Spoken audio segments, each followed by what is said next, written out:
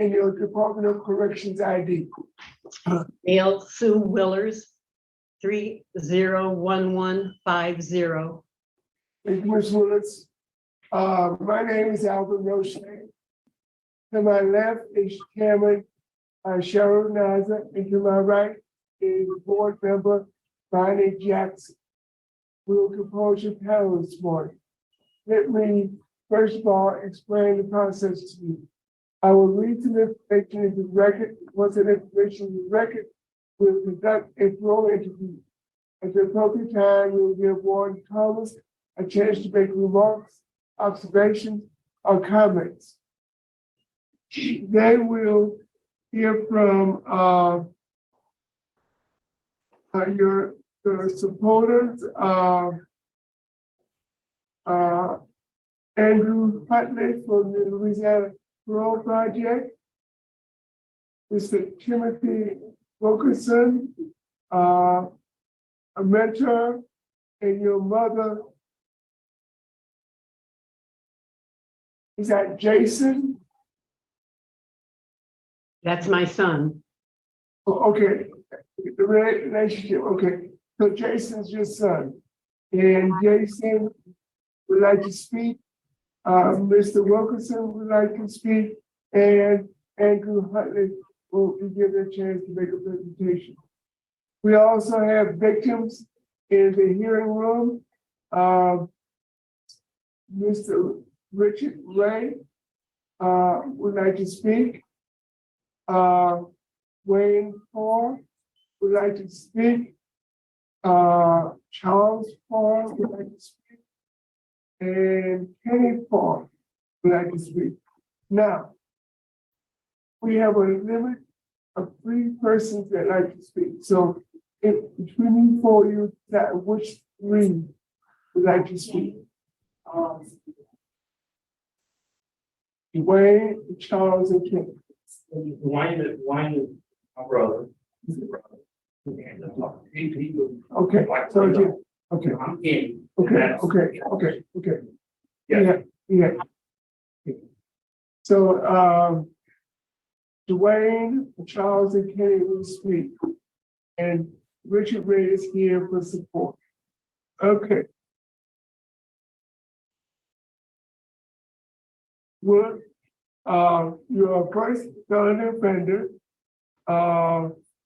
You're currently 17 years old, is that correct? Yes, sir.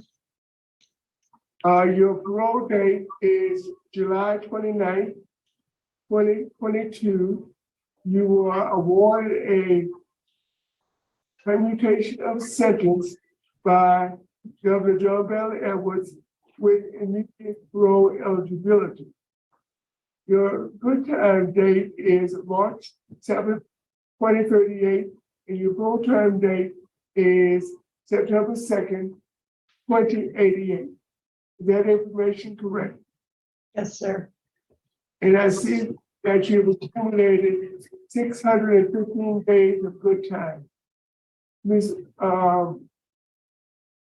Would you please answer Mrs. Bonnie Jackson? She has been assigned your case. Okay, How are you? I'm good. A little nervous. Understandably so. They need to adjust there you go, perfect. Don't move it again. No. Thank you. All right, Ms. Willars, your case has been assigned to me, so I'll start questioning for the panel. I will note that on May 17th of 2017, parole board made a recommendation to the governor that your sentence be commuted to 99 years immediate parole eligibility.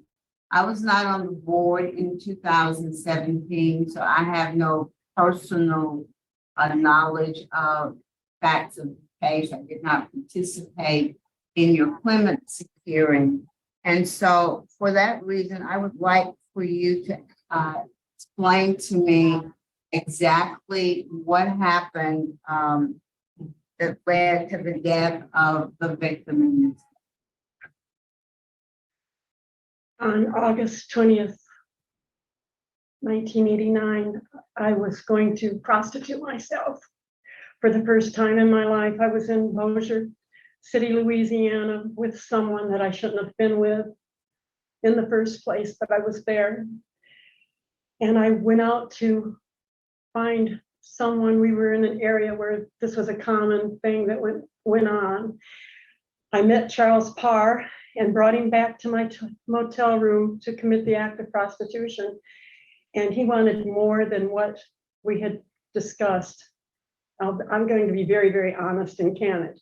I was going to perform oral sex because I'd never been a prostitute or any of those things. Why were you going to engage in prostitution? I was stranded with my child and my co-defendant. He had taken my automobile, my ID, my credit cards, everything that I had.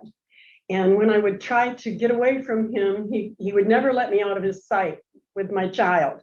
If I went to the store or went to use the phone, I had to leave my son with him. And on this particular day, it was a Sunday. I had to leave my son with him and go to try to call my father to try to get some help. And I tried several other organizations. When it ended up, it was just the last, it was like in my mind, I had no other choice. But I remember saying to myself, well, you've got to do what you have to do. You can't say, hey, daddy, your daughter's going to become a prostitute today if you don't help her. So I hung up the phone, went back to the room. Why were you, okay, I guess I don't understand.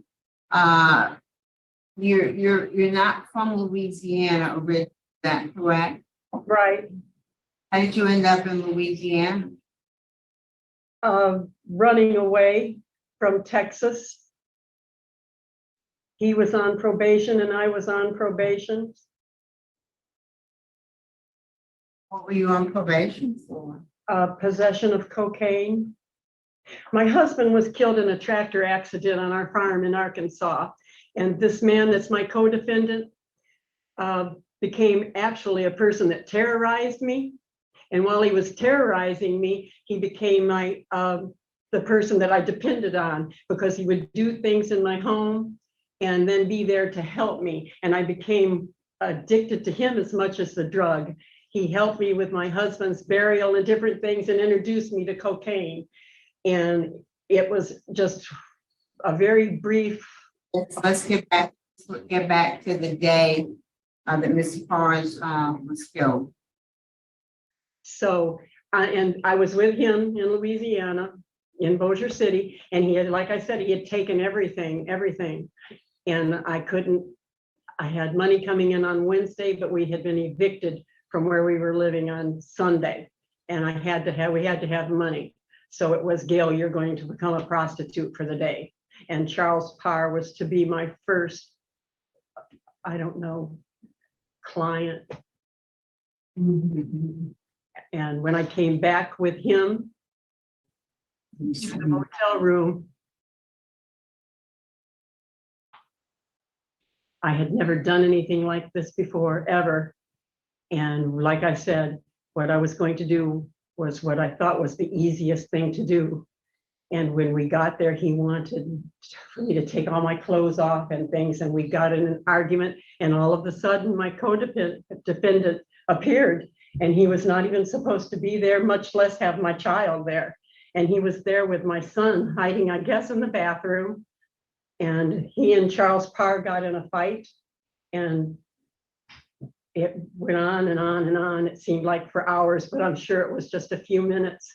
And Charles Parr actually became my husband for a little while because I had kept my husband alive when he was killed in a tractor accident on our farm. And that was Jerry, my husband, laying there, and I'm trying to nurse him. And my co-defendant is screaming at me, you better get a life and get a grip, Gail, get a grip, Gail. And then blaming all of these things. And it was just one thing after another. I did everything that I had to do to just. How did Parr get killed? It was a fight between the two men. How? Just a brutal fight. There was no weapons. There was a frying pan that was sitting by our door, and he was the first to get the pan, and they wrestled back and forth with the pan, and it was just a brutal fight between two men. Was it a cast iron skillet? Yes. And was he beat with a cast iron skillet? He was hit in the head with the pan. And it was alleged that you were the one who gave your codependent the skillet to use as a weapon. I didn't. Obviously, you went to trial.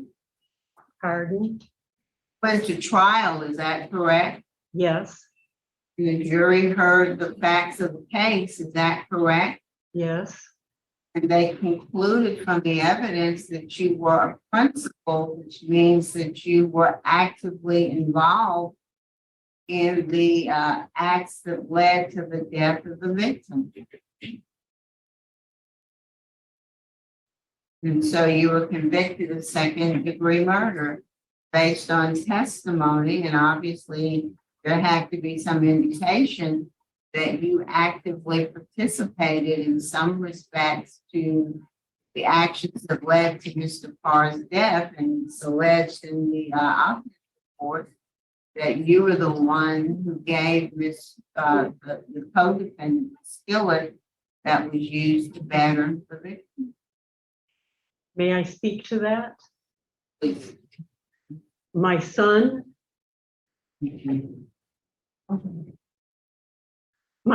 testified to that, but I didn't realize that he testified that I gave him the pan. I thought he said that I gave him a stick and hit him in the head with it. And I did not either, but my son has had extreme emotional problems. He blamed me, said I killed his father in a tractor accident. you're going a bit far afield. Mr. Roche, you wanted to address something? Yes, in error, I identified some of the participants. I want to clear up, we have Mr. Richard Ray, he's a DA. And would you introduce yourself, Mr. Ray, and tell us what jurisdiction you're from?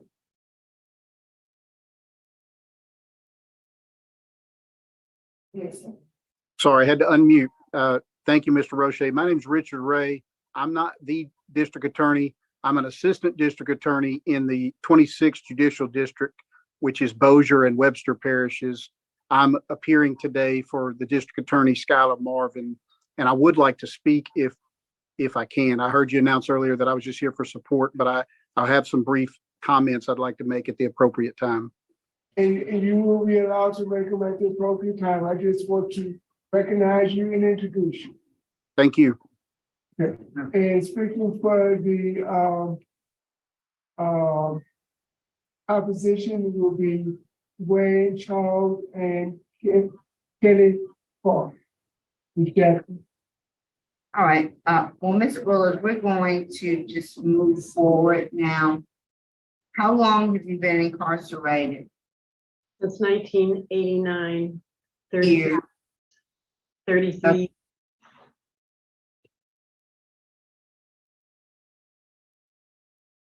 And I was reviewing your record. You've only had 4 write-ups in the 34 years. You had a write-up in 2001, and that was for contraband. Do you recall what that contraband was? Yes, ma'am.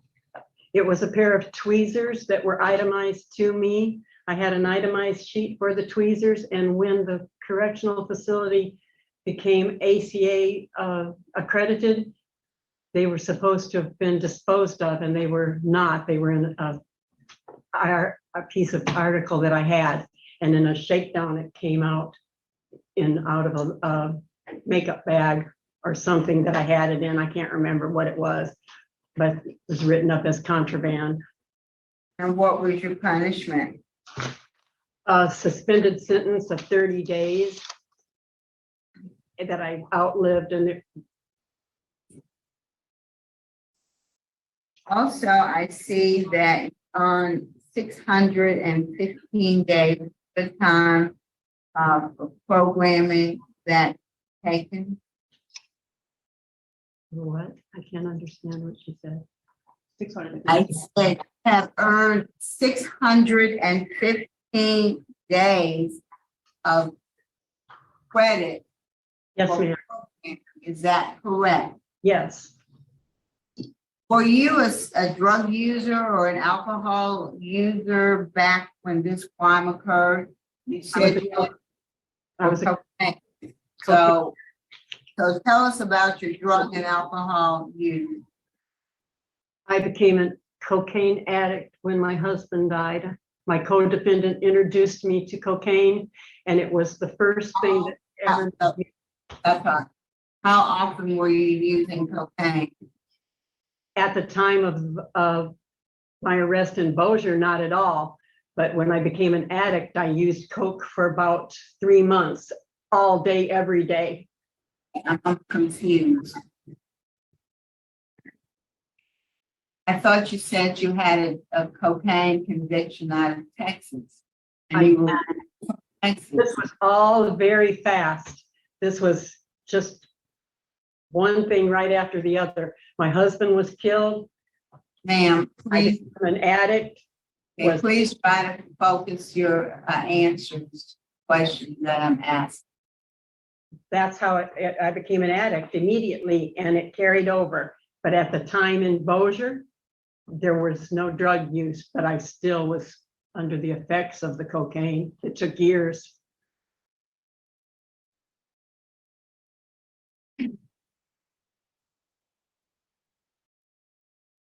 So, what substance abuse programs have you completed since incarceration? I've taken long-term substance abuse. I've also taken substance. Stop talking. What long-term substance abuse program did you complete? It's called long-termers. It was for people that had life sentences or long terms, because at the time that I took it, we weren't eligible to take the other substance abuse programs because it was like there was no hope that we would ever be going anywhere. So they called it long-termers substance abuse. I've also taken these substance abuse programs that are offered twice. Once before the evacuation and once here, Living in Balance. I've reiterated and taken it again. I'm a mentor, and I do these things because I mentor women that have substance abuse problems. So I continue to take the classes over and over again to know what they're doing. What is Project Metamorphosis? It was a long time ago. It was actually a program that I helped write some of the, help develop. It was beginning with a kind of your faith base and finding a new foundation and growing from there like a butterfly. It starts out as a caterpillar and it turns into a beautiful butterfly. That's why it was named Project Metamorphosis. It was taking something and making it beautiful again, your life. What was the substance of the program? What did you all focus on in the program? Things that lead you to using drugs, and sometimes things that trigger things. Also codependency.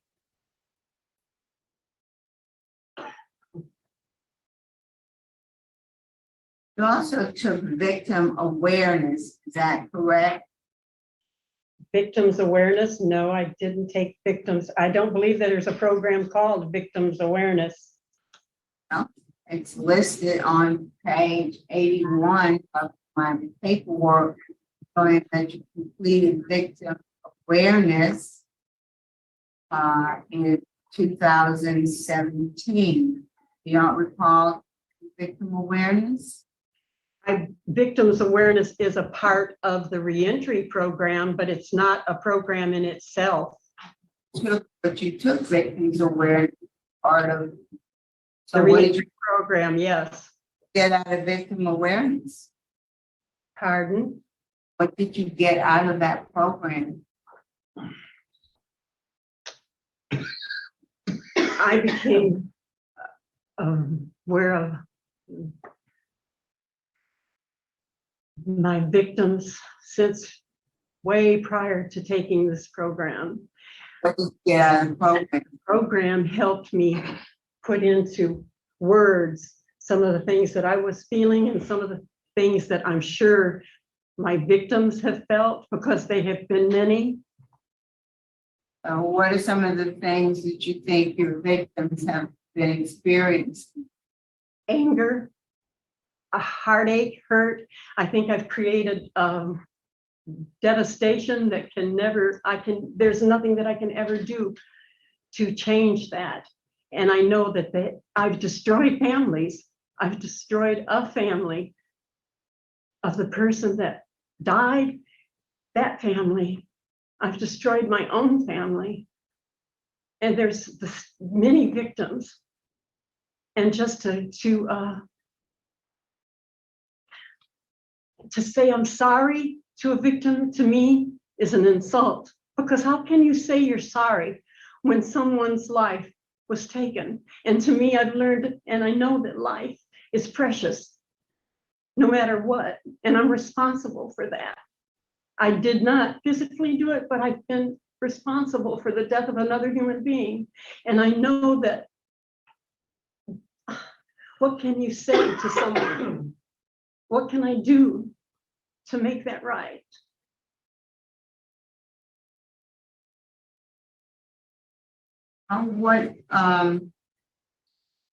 What have you been involved in that would be considered service to other inmates or service to the institution? How have you given back over these 33 years? I began at the very beginning, looking and observing what went on in the community. And I decided that I wanted to, although there's nothing that could bring Charles Parr back, I wanted to do something that would make his death mean more. So from the very beginning, I've tried to invest in the lives of the women around me. I've been involved in every self-help group that LCIW has offered. I've written a couple character counts.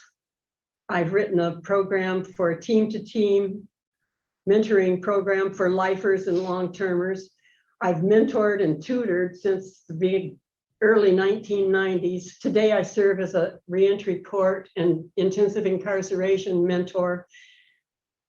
The best thing about it is, in giving and serving them, I've received more than I've ever been able to give. And I know in my heart of hearts that I have changed the lives of some of the women around me, and that God has put in my life. I've developed different programs, a magazine, hobby craft sales that offenders are allowed to put their craft in consignment and sell to visitors and to security officers. Just about anything that there is here, I've somehow or another been involved in it. Photos, photography, but the most rewarding, and I think the best thing is the mentoring. Because Go ahead. there are women who still have a chance that God has placed in my life. And if I've reached one, I've done something, but I know in my heart of hearts, there have been more, because the proof has been in my mentees don't recidivate.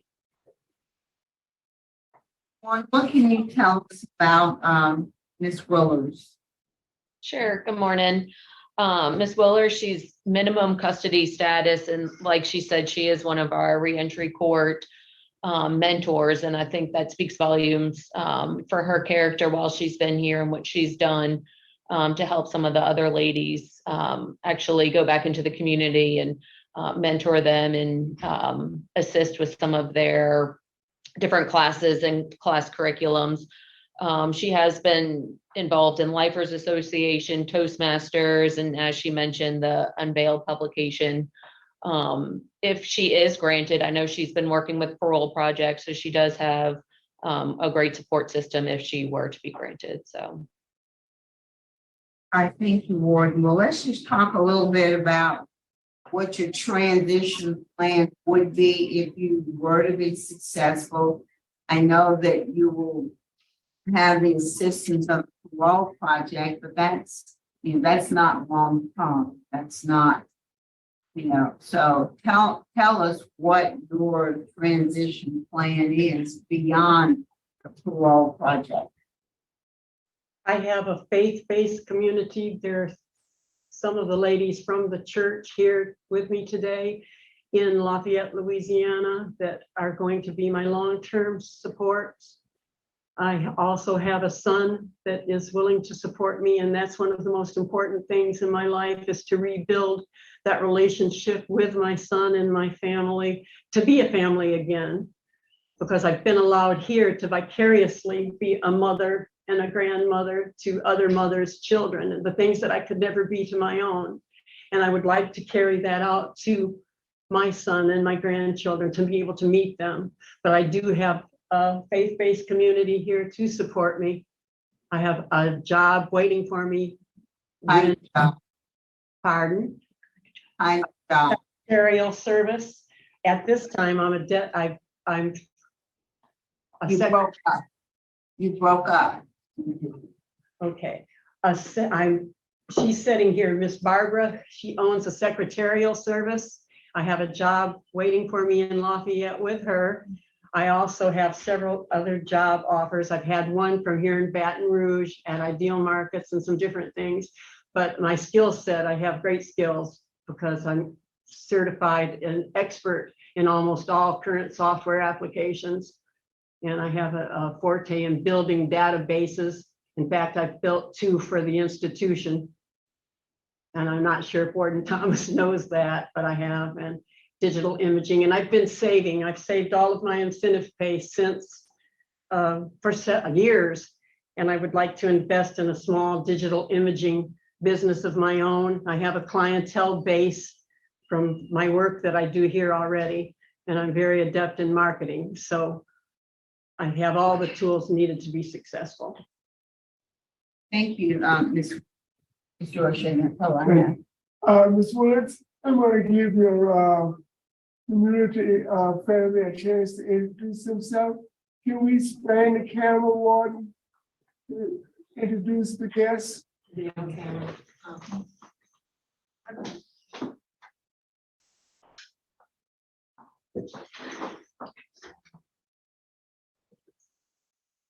Would you please introduce yourself one by one? Okay. My name is Barbara Williams. I'm Barbara's Secretary of Services, where Gail is going to be working, from the First Apostolic Church in Lafayette, Louisiana. My name is Peggy Broughton. This Gail would be living with me until she transitions to another place in Lafayette. Peggy Broughton from Lafayette.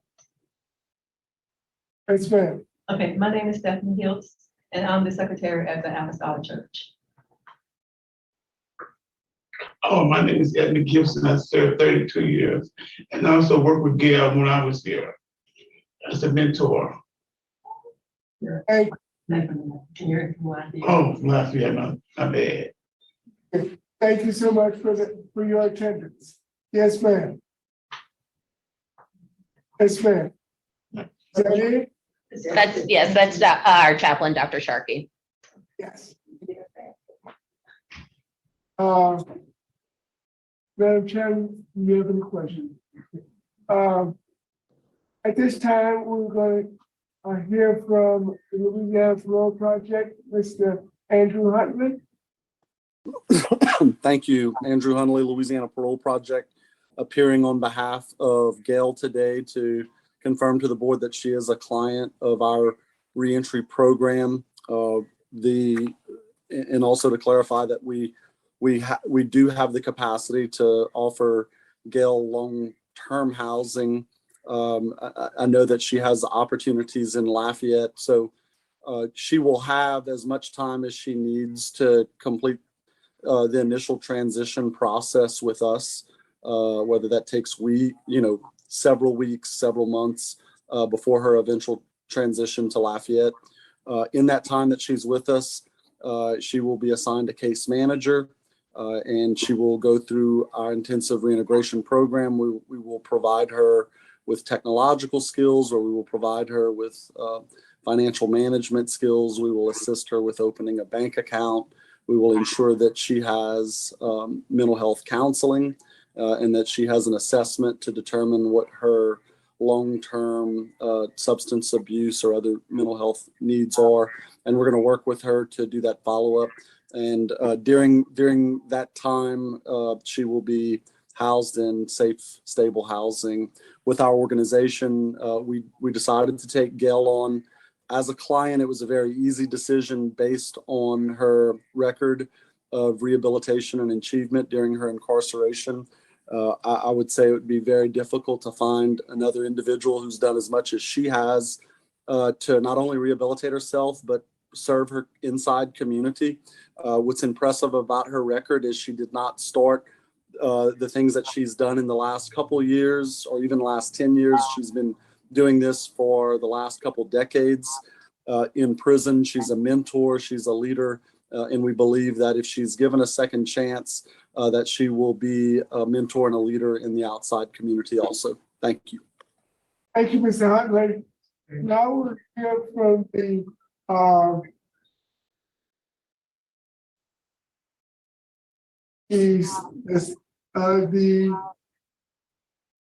brother of the victim, Dwayne Parr. Yes, sir. Good morning. Each individual has 3 minutes to give their presentation. Understood. First, I want to read to the record, you do have my victim impact statement that was turned in. Okay, thank you. Second, the clemency hearing that was held in 2017, we were never notified. The family was never notified of this hearing. We would have showed up in force to support my father. Not sure how that happened. I've lived at the same place for 17 years, my brother for almost 40. How do you put into 33 years of devastation, collateral damage in 3 minutes? I relive this every single day. There's no take backs for me. The last conversation I had with my father was an argument on that Sunday afternoon. And I see his face every day, the disappointment that he saw in me because I was in the middle of my cocaine addiction. I can't get that back. I can't get back having to tell his mother that her last surviving child was murdered. The direct devastation that this was caused and the collateral damage that this has done to our family is immeasurable. I do believe in redemption and second chances. My father was brutally murdered. And I believe if you're going to be redeemed, you should be honest about things. And from what I've heard this morning, I haven't heard that. I haven't seen that. Having to relive it and relive it and relive it and relive it has been devastating to me. I turned my life around in 2005. My dad can never come home. Never come home. And for the 12 years that I watched his mother slowly die from the results of how this happened and what happened, is going to be with me forever. I thank you for your time. I strongly oppose any parole or pardon in this case. Thank you. Mr. Parr, for your attendance. Thank you so much. Mr. Charles Parr. No, it will be my father with all due respect, Mr. Roche, but I speak last. Okay. Thank you. Good morning. And you are Kenny Parr. I'm Kenny, yes, sir. Good morning, y'all. Thank you for allowing me to be here. Father. That's my favorite brother.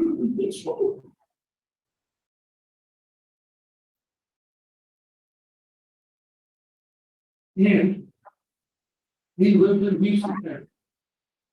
And we're looking forward. And I talked to my dad that morning, that Sunday morning. And he was up and I had to go pick some stuff up for him. I was gonna meet him back at his mother's house. He lived with his mother. Our grandmother, my son's great grandmother. So she was out of town and it was a great sister. And he was being on later rock. My dad said, I'll stop and get some lunch and stuff and come and we'll watch a golf tournament. Play golf together all the time. So that was a big deal watching my son together. And when I got over there, he wasn't there, or wasn't there, and that's just not the way our father is. So I went and started trying to look for him, see if I could find him. And at that time, I had got the call at the hotel where my father healed. And I went over there because my brother and I were born and raised in Bossier City. My dad, that's our whole family. So I knew a lot of the police officers and the EMT stuff. And they had called me. And I went over there to get with my dad. I called him, I got my brother. But we didn't want our grandmother to see it on the news of all the news. We were scared that she would kill her because she had terrible congestive heart failure. And so my brother had to go. I was on my way. It comes to me. It's my best friend. My father, I was 26 years old and been married 4 years, having a young stepdaughter, 7. And I had to figure out how to tell that child that her grandfather was dead. She loved him and he loved her. He might be sleeping late. She's in there getting off the bus. And jumped up in the bed with him and said, get up, lady, your face, get up. We got stuff to do. So I don't know how I got him to spring. Tell that little girl that. And she had a lot of problems because of that. And it's just like my brother said, we relive it every day. 2017, we were not notified. I called the district attorney's office in Bowden Parish with the state of every month for 22 years to make sure that they, Hillbilly and Crandall were in jail for a jury of their peers sentenced them to that.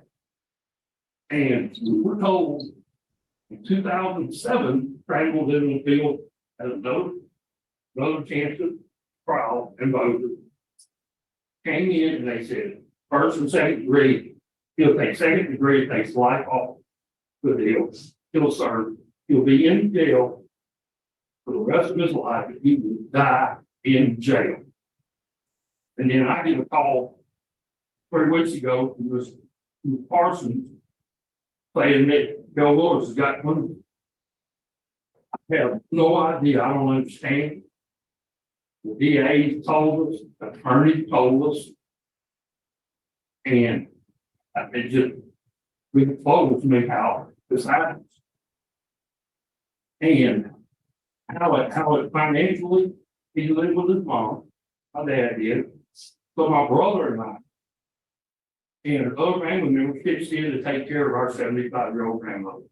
Couldn't get just a heart failure and lived on $418 a month social security. So financially, it hurt bad. And like I say, my brother was an addict. Well, my brother, I'm very, very proud of him. He's been clean 17 years. Works at Cynical Foundation, greatest facility and program in the world in my opinion. And My son, right there, Charles, called me Creek Daddy. Never met his grandfather. Mr. Kenny, can you close? I'll be right there. Please allow me to do this. Thank you. Thank you. And he never met. So, never saw him graduate from LSU. Never saw him go to law school at Southern University. Proud as he could be. He graduated number one in his class. It's all important stuff. His grandfather, my dad, our dad, was just gentlemen both. And got a dream job at the Cowboys Return Office before Louisiana. First one in their history to hire straight out of law school. Eventually, I'm very proud of him. I'm very proud of my brother. And I strongly oppose nothing, no sense, reduction or anything for Gail Willars. She hit my dad when he came in the door with a stick and everything. So it was all set up.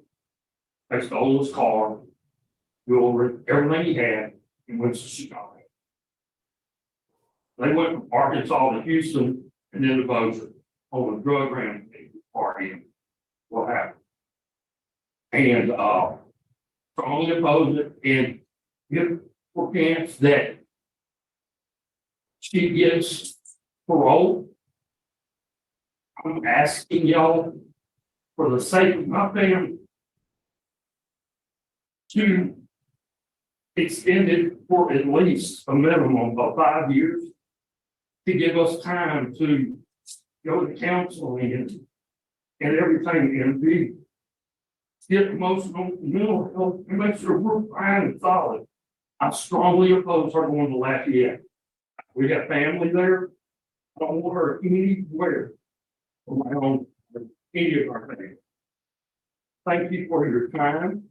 Thank you for the extra time. God bless. Thank you, Mr. Park. Thank you. Mr. Charles Park.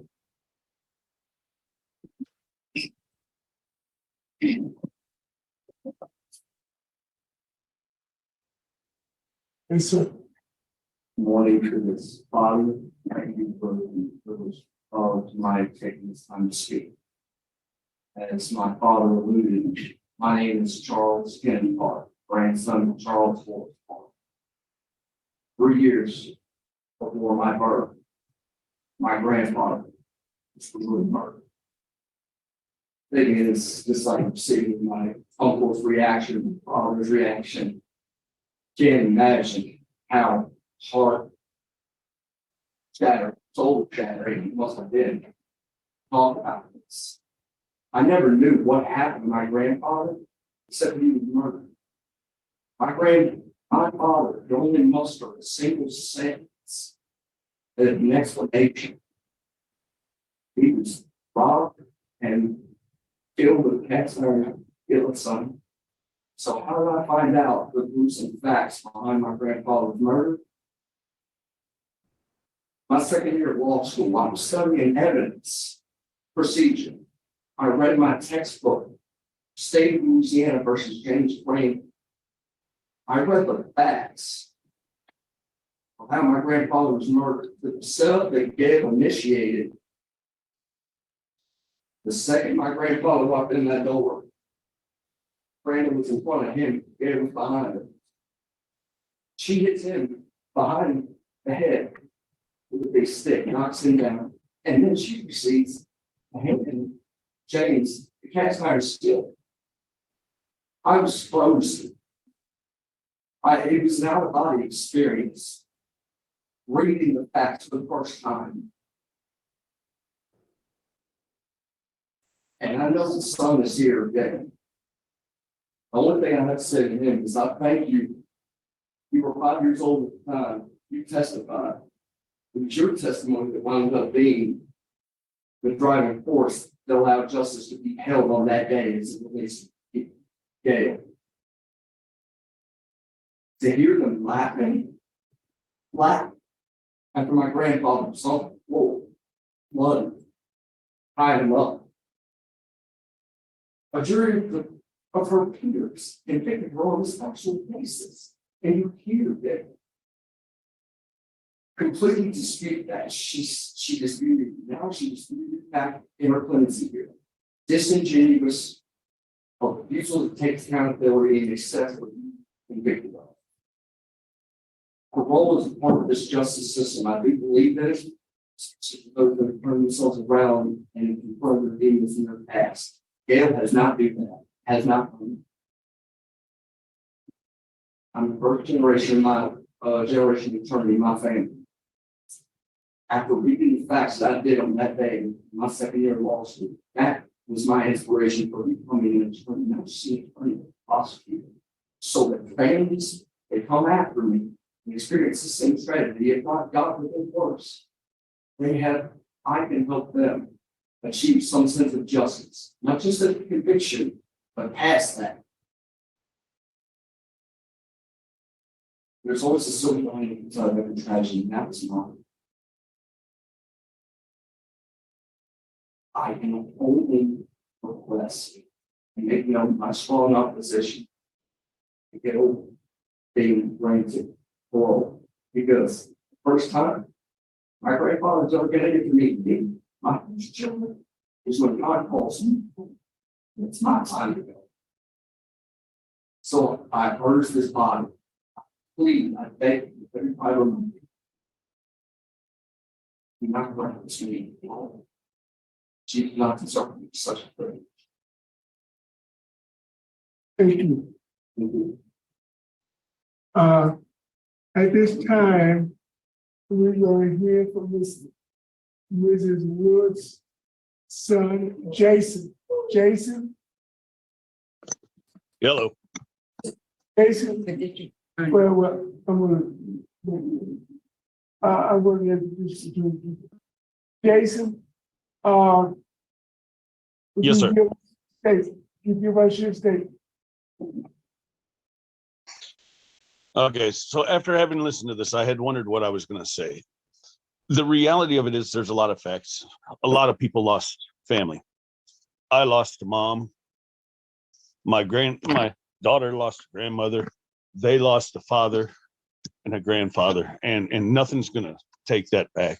I mean, there is nothing that undoes that. Where I stand is I've not lived a good life, but I know that there was everybody involved in this altercation was all in the wrong. My mom was in the wrong. The person was in the wrong. What people don't know is I met the co-defendant and he was not a good person. I don't find it in any way unreasonable to believe that he caused this to happen. I was 15 years old. I remember when my mom left this house because I still own the property. I feel without a shadow of a doubt that she has done good for people. I believe she will do good. And long-term speaking, I have 3 houses. She always has a place to live. And it doesn't have to be in Louisiana if the family feels impacted, because I feel for them. I get it. I understand it wholeheartedly. I do. And it's not going to change the fact. I just honestly, sincerely believe that she deserves her family also. My daughter would love to meet her. My daughter, who's 18, going on 18, fixing to graduate. So yes, everybody lost. And I'm sorry for that. And that's all I have to say. Thank you, Jason. At this time, for Timothy Wilkinson, please upright and give us your presentation. Thank you. Indeed, my name is Tim Wilkinson, and I met Gail Willars in 2005 after her incarceration began. Gail immediately at that time struck me as a very humble, very remorseful, giving, kind-hearted person. This entire case is a tragedy. We all know that. But what I can say about her and her willingness to give and to be of help to the people in her community supersedes any any other offender at Louisiana Correctional Institute for Women that I encountered during that time. At that time, I spent a lot of time at the women's prison because we were actually helping Gail start a magazine over there to get the word out. She has told many people's story, and she puts a lot of folks before herself. She's a very good woman. Listening to Jason speak, I was very humbled because, you know, she has spoken to me timeless times about, you know, the effects of the decisions that she made years ago and how it affected not only the victim and his family, but her family as well. She's definitely worthy of a second chance at 70 years old, in my opinion, because of her, you know, what she has done to try and redeem herself. As she said, and she said it best, you know, the words "I'm sorry" just definitely they won't bring back a life, and it's so very unfortunate. But if she could, I'm absolutely certain that she would. I'm here in Baton Rouge. Yeah, I've known Gail since 2005. We keep in contact. Andrew Hunley and I talk all the time. She knows that I'm definitely here to support her in any way that I can to help her reintegrate into society if this board deems it okay. Thank you. Thank you, Mr. Wilkerson. Attorney Ray, would you like to close out the presentations? I'm sorry, Mr. Roche. Yes, can you hear me okay? Yes. Okay, yes, I know my time is limited, so I'll be brief. Good morning. Thank you for allowing me to participate on behalf of the Bossier-Webster District Attorney's Office and District Attorney Skylar Marvin. I was not one of the prosecutors on the case when it was tried, but Mr. Marvin was involved in it and prosecuted it and has briefed me. But I'm going to try to limit the facts and the things that I talk about today. They're included in the 2017 clemency investigation that was done by probation and parole, apparently ahead of her clemency matter that was held in 2017. But I'm going to limit the facts to that, and I would encourage each of you, if you have not reviewed it, to review it, because I think you're not getting the complete story of what happened back on August the 20th of 1989. I was in college at the time, and I remember this incident. The community here in Bossier City definitely remembers it. Unfortunately, death and murder have become commonplace in a lot of areas, but not in Bossier City. But this was a particularly heinous and horrendous crime. Mr. Parr was brutally beaten and was not even beaten to death, was beaten and then left to die, stuffed in a closet when Miss Willars and her co-defendant fled. They did all of this in front of Miss Willars' 8-year-old child. And this was a setup. They lured him in there to rob him and to kill him. And the record reflects that Miss Willars was an active participant in this murder. She was not this passive bystander who tried to render aid to this person that she cared for, as she tries to say that she is today. The record reflects that she was an active participant. The jury found her to be an active participant and a principal. Charles Parr died as a result of his injuries, including swelling to the brain. And her own son testified that she hit him in the back of the head, or hit him in the head with a stick when he came in the room. Then he was tied up. And this is all from her son's testimony, all of this was done in front of him, that he was taped up, and that Miss Willars handed the cast iron pan to Mr. Crandall, and Mr. Crandall used that to bludgeon him in this brutal event. This was not a person trying to stop a murder. She participated in the murder, and the jury found her to be a principal. Charles Parr was stuffed in the closet and left to die, but Miss Willars' involvement did not end there. They stole what he had on him. They took his car. Miss Willars actively participated in the cover-up of the murder.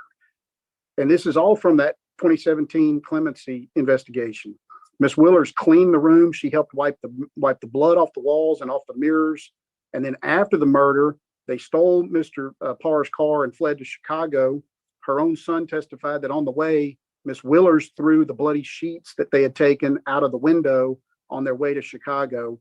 When they got to Chicago, they told people in Chicago that they were running from the law because they had murdered a man.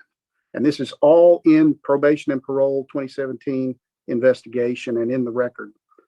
She was sentenced to life in prison and then somehow commuted to 99 years.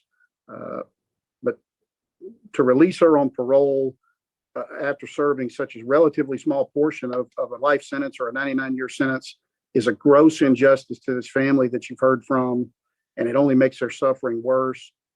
Our office and Mr. Marvin would strongly oppose any parole for Miss Gail Willars. And one other thing, I'm sorry, Miss Willars in 2017, I listened to the recording of the 2017 clemency hearing that I was recently provided. And in 2017, she said, I'm as guilty as he is, meaning Mr. Crandall. And the jury agreed with her. She seems to be taking less responsibility now than she did in 2017, but she still seems to take almost no responsibility and no responsibility for her clear active participation in this brutal murder. Thank you. Anyway, I have a question. Yes, sir. Is there any indication how long the victim was in the hotel room before he was found? I don't have that, Mr. Roche, because I was not one of the prosecutors. I just don't know and wouldn't want to speculate, but I know that the report and the 2017 report shows that he died of heart failure that was caused by swelling of his brain. And so it's inferred certainly that he stayed in that closet for some period of time and probably died a very slow and probably painful death. But I'm not sure how long he was there before he was discovered. I believe it was by the hotel staff, probably within 24 hours or the next day, but that would just be, I don't know that for a fact. Hey, Ray, thank you for your attendance. You have supplied some vital information. Thank you very much. Thank you. Ms. Woods, Yes, sir. would you like to make a closing statement? Yes. Everything said here today is true. I am responsible, and I've never, ever, ever, ever said that I'm not, because I am definitely responsible. I know that had I not been doing what I was doing that day, Charles Parr would still be alive today, and I've always been accountable from day one. I've mourned his death along with his sons. I've mourned the devastation and the havoc and everything that I've created in everyone's life, theirs, my children's. I am responsible. I've tried everything in my power to give back and do something to make that death worth something, to make it mean more. And again, I can't say that I'm sorry because it means nothing to say you're sorry. How can you say you're sorry to people like his sons and his family? If I could bring back his life, I would. I would have done it a long time ago, and I am accountable. I thank you for hearing me today and for giving me this opportunity. Thank you, Ms. Wood. I'm ready to vote. Mr. Chairman, I'm ready for executive session. I second. It is probably moved and seconded that we have an executive session to talk about confidential matters. We will adjourn a few minutes and then come back with decision.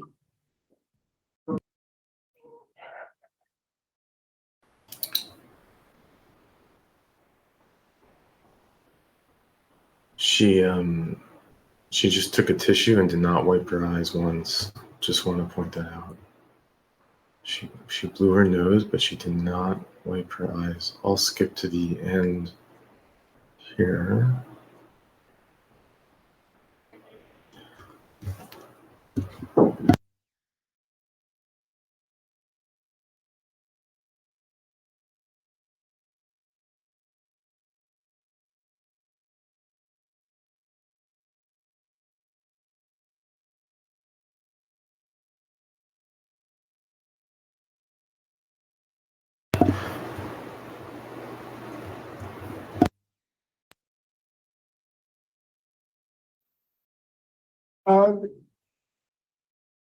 The committee on parole is called to order. We're back in session. Time is 10:08 a.m. Ms. Willars, Yes, sir. all families, this was a very difficult case for the board. We have talked and we're ready to make a decision. Are we ready to vote? Board Member Jackson. All right, first I'd like to say to the Parr family, your pain is obvious and helpful, and I understand. I also want to say that when we take that, I was a judge for 28 years. And so when we went on executive session, I just want to be transparent. You want to get the opinions of your, you want to share your thoughts.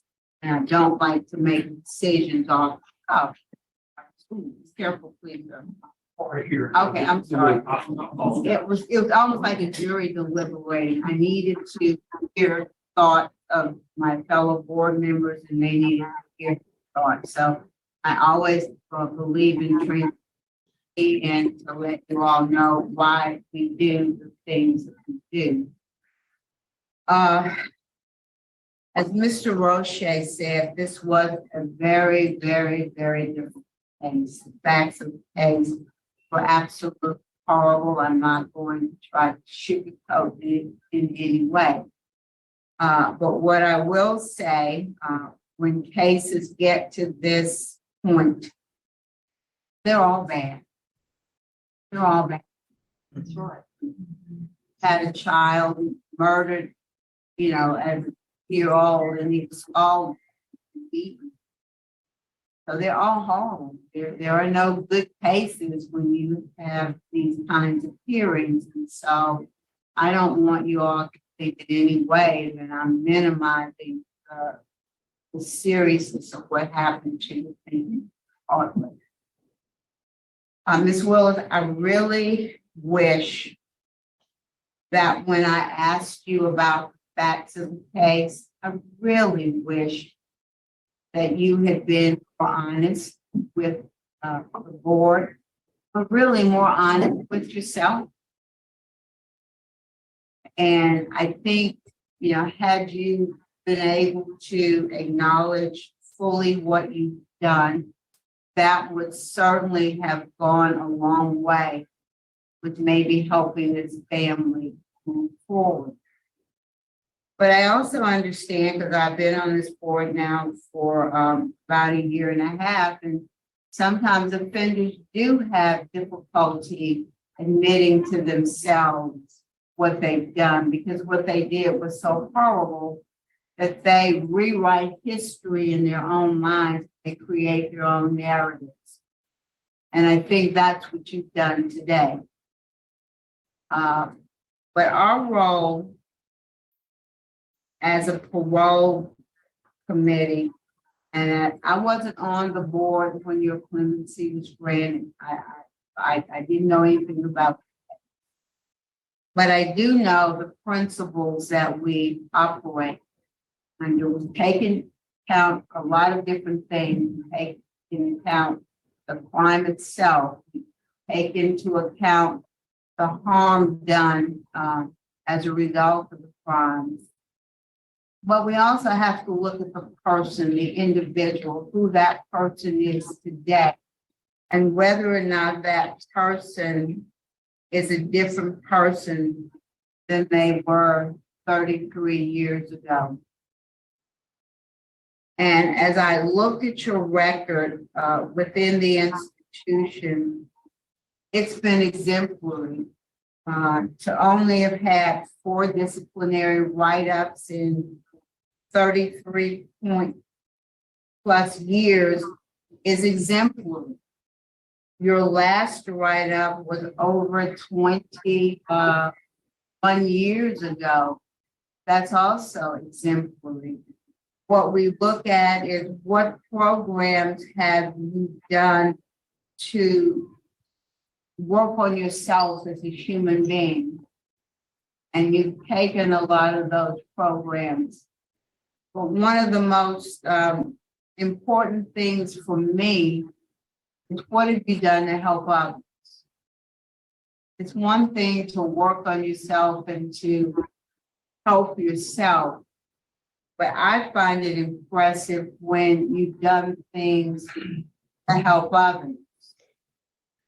And you apparently have done a lot to help others. One of the women in the room with you today apparently had been an inmate with you, and you mentored her, and she's now on the outside, and she's involved in church, and she's doing good things with her life.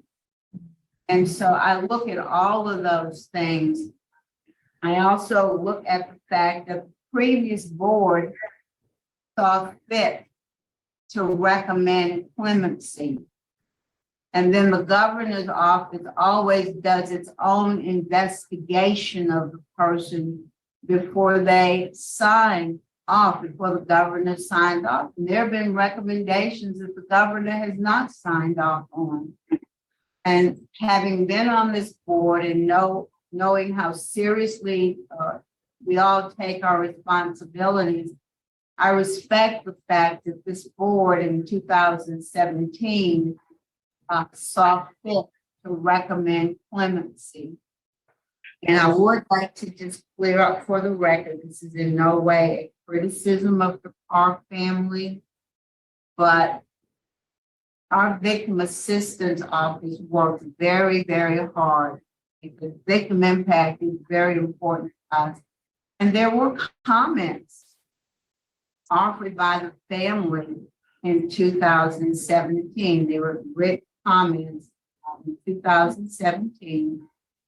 So I know that the victim coordinated a very good job. And you wouldn't believe the list they go to locate people. But with all that being said, because you were recommended for commutation, because the governor's office did sign off on it, and because of your exemplary work for helping other inmates, my vote today would be to grant your parole with the condition, Ms. Willars, that you remain with the parole project in Baton Rouge for a minimum of 1 year, and then you reside. What state does your son live in? Texas. You reside in Texas with your son, that you are not to return to Louisiana, you're not to go to Lafayette, you're not to go to Shreveport, Bossier area. Upon your transition from the Louisiana Parole Project, you are to go to Texas to live with your son. I'm just one vote, Ms. Willard, but that's my vote. Thank you, Ms. Jackson. Mrs. Renazi. Thank you, Mr. Chairman. Ms. Willars, I was on your on the board in 2017. You appeared for us, and I for you then. Based on the work that you've done, I noted at the time that you started that work early on in your incarceration. So you really worked on you and provided assistance to others. So my vote today also is to grant with the same special conditions that Ms. Jackson has articulated. I would like to add that you're to have absolutely no contact with the victim's family. Ms. Willard, you have supposed to grant your request. Ms. Willard, I sat on a panel that granted you clemency. I don't remember whether or not I voted for you, but some of the facts that have come out today were alarming.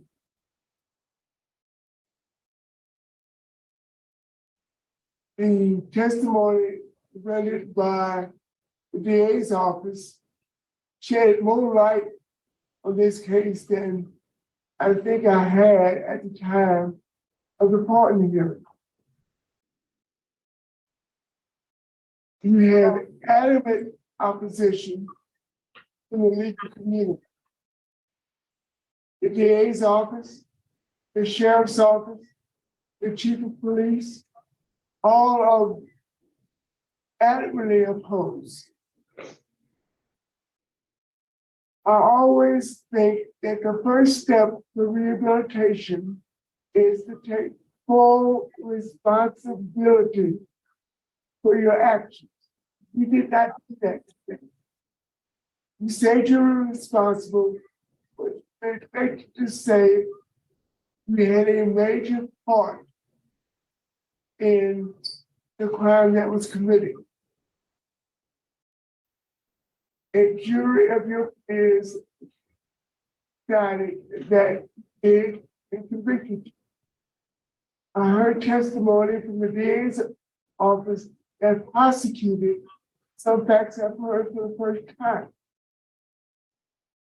A lack of responsibility, adamant opposition from law enforcement and the rest of the legal community, and vehement opposition from the victim's family. My vote is to deny your request for early release. Staff, is she eligible for keeping the vote? Yes. You are eligible for a 2/3 vote. By a vote of 2-1, your early release has been granted. You have a good day. Thank you, Jesus. Thank you. Thank you. Oh my God.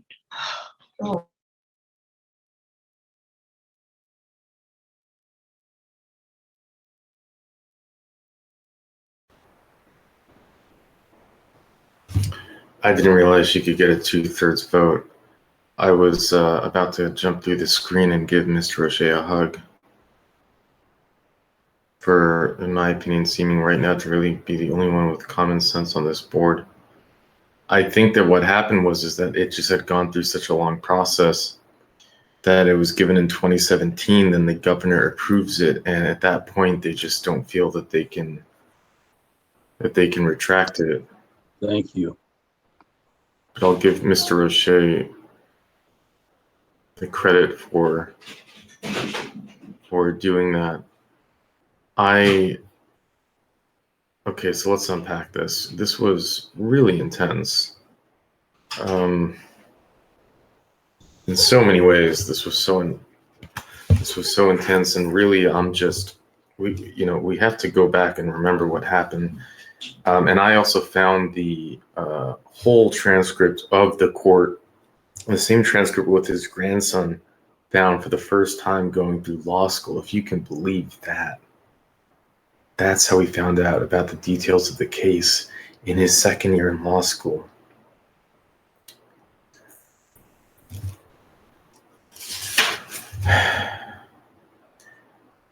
So it starts off in 1989. After they ran away from Texas, she goes into it with without taking any. She says that she's going to go and have to prostitute herself for the first time because they were going to get evicted from their motel room. Meanwhile, they're fugitives on the run. They find someone who then they take into the room, and then according to her, she didn't know that her son, who by the way was 8 years old at the time, was there. And the whole thing kind of just happened. And she just lied through her teeth. Insult to injury. where I think this woman is just straight up evil. Or sociopath, or just unrepentant with her fake crocodile tears. If you had caught that, she, even in this hearing, said that her son,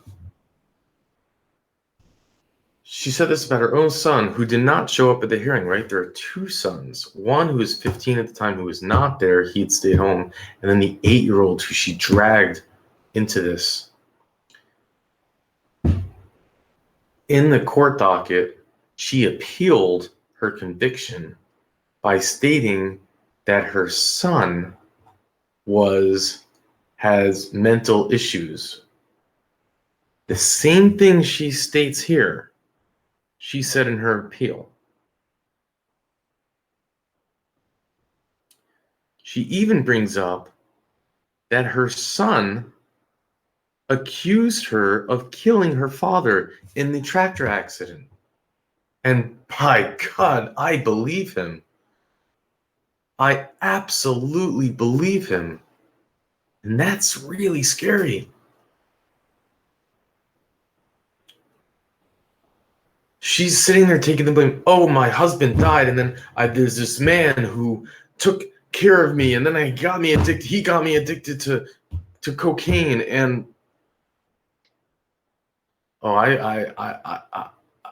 this is just my thoughts. There's no facts on it, and they can't bring this up in court as any facts because it hasn't been proven. But I believe that she was probably having an affair with this man for a long time, and that accident was no accident. I do believe the 8-year-old.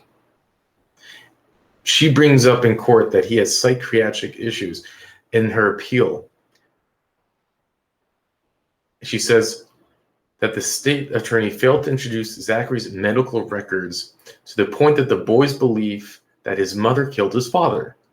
The record contained a 1988 psychiatric assessment of Zachary, who exhibited behavioral problems following the death of his father. Yeah, who wouldn't experience behavioral problems at 8 years old following the death of your father, especially when you think your mother did it? This evaluation stated that there was no indication of any thought disorder and that Zachary's memory was fair. After reviewing these medical records and the trial transcripts of the competency hearing, we cannot say the trial court abused its discretion in ruling the witness competent to testify.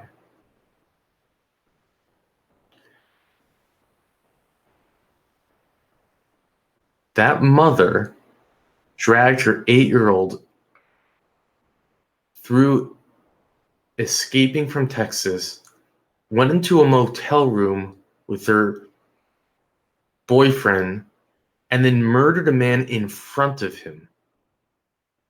And then threw him under the bus or called him mentally incompetent at the appeals hearing. And then here, 34 years later.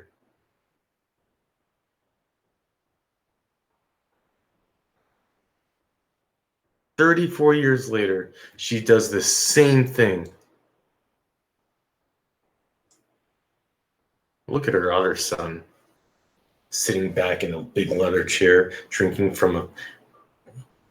And in his speech,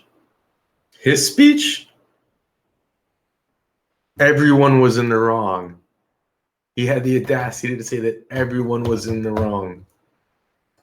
He said everyone lost.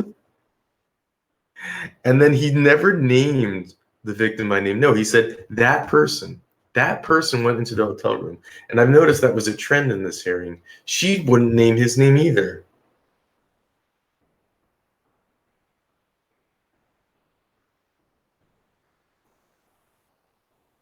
The police, they said they didn't know when they found the body. 2 hotel clerks found the body on August 21st, Monday, so it was a day later. They had run, the victim, she dragged the son, they had run to Chicago They sold all his jewelry at pawn shops. This was no accident. This was intentional. The police found a handgun, by the way. There was a knife that was used. There was a frying pan. They tied him up and beat him over the head with a frying pan, with a iron cast pan. There was no reason to do that. And even today, she's blaming everything on the man and her son. And you know what pissed me off too? Is Miss Jackson feeling the need to say that the victim's coordination, whatever, does a great job. They obviously screwed up, Miss Jackson. This might be the first time I'm disagreeing with you, maybe the second. They might do a great job, but this time they obviously screwed up. And for you not to admit that in this case is not fair. Because this family, it is very apparent, would have showed up if they knew about it. So to go out and say that is just not fair.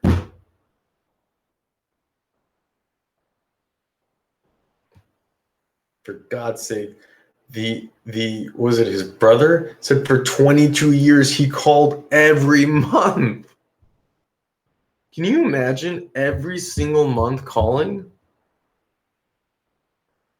And then to miss the parole, which I believe there's not a chance she would have gotten the commutation if the family showed up. We've been at hearings when there is no family that shows up, and they usually get it because one wonders.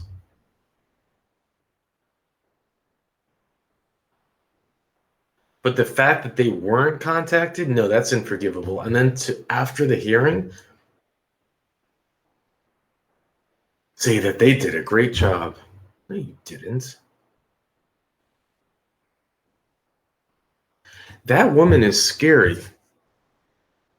She was fake crying. She was faking remorse. She didn't mention the victim's name. She lied through and through. And she blamed her son still to this point, who didn't show up. And I bet she did kill her first husband or her husband. That tractor accident.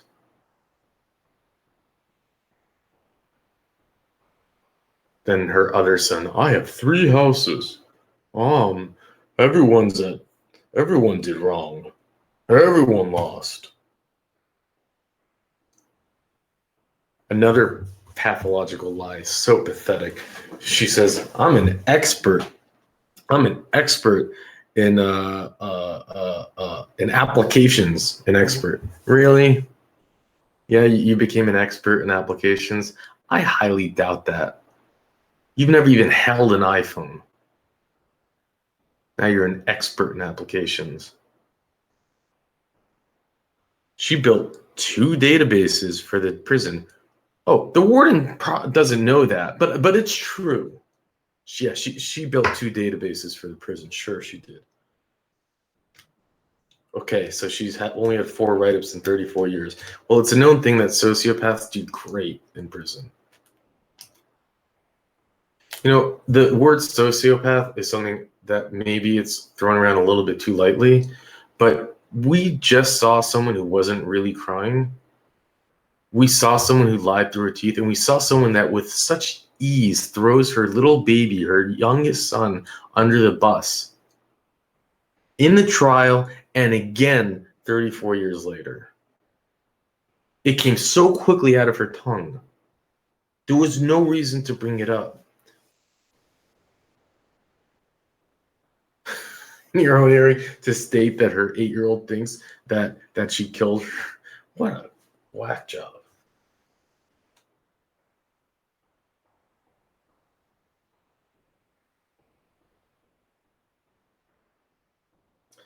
You know, it's interesting that the grandson who then graduated from law school and had to read that, to find out about the case for the first time. it brings me comfort to know that he is in the power and ability to make sure that these wrongs are noticed and to hopefully do something that can help bring this out. Because this was wrong.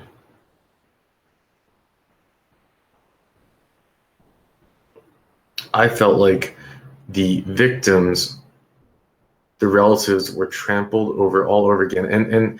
And Dwayne Parr, he said it best. He spoke so well. And the attorney spoke so well, the grandson. They believe in the system. They believe in having the right to parole. And they would be okay with it if she had been honest. They would be okay with it if she had been honest.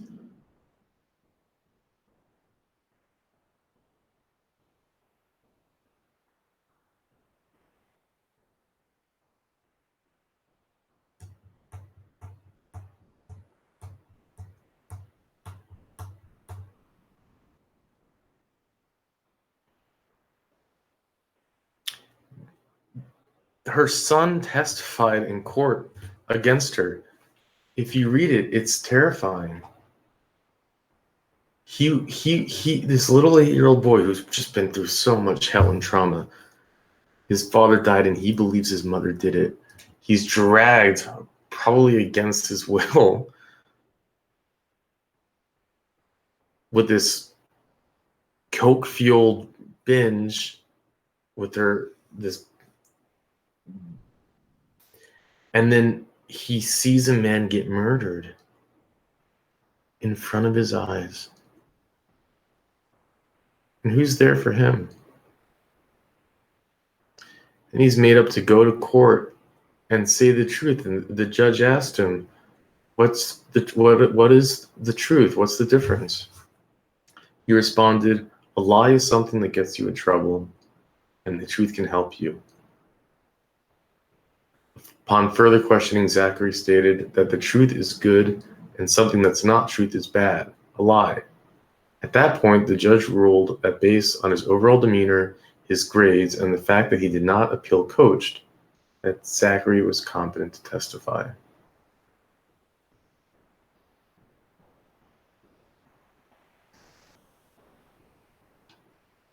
And then she goes out and calls him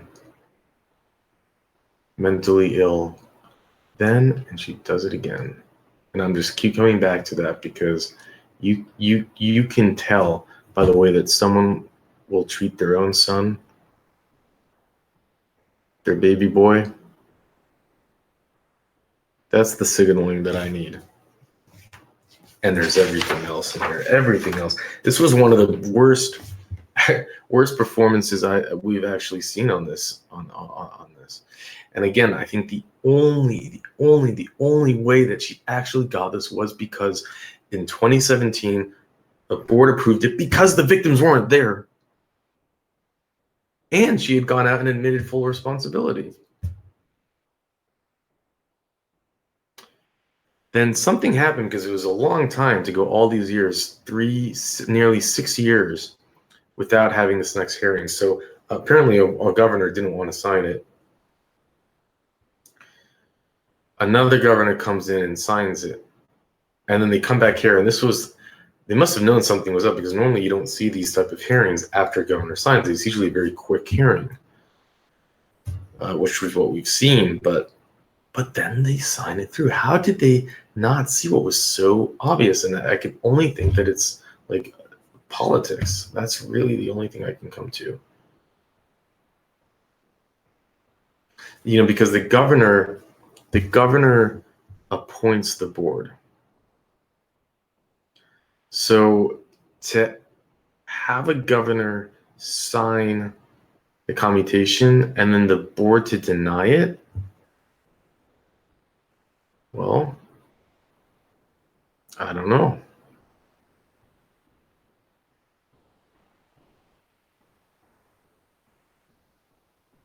Mr. Roche, my hat is off to you. My hat is off to you. for not caring what the governor would say.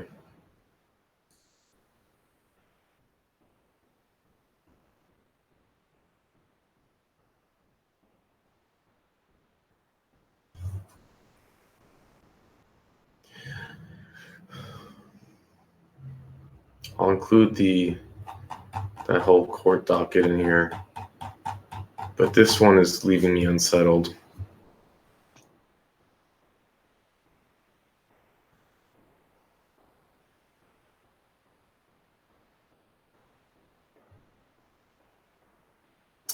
It really is. I'd love to hear your thoughts. I'm always like in the moment. Maybe I missed something. I often do. So I'll talk to you soon.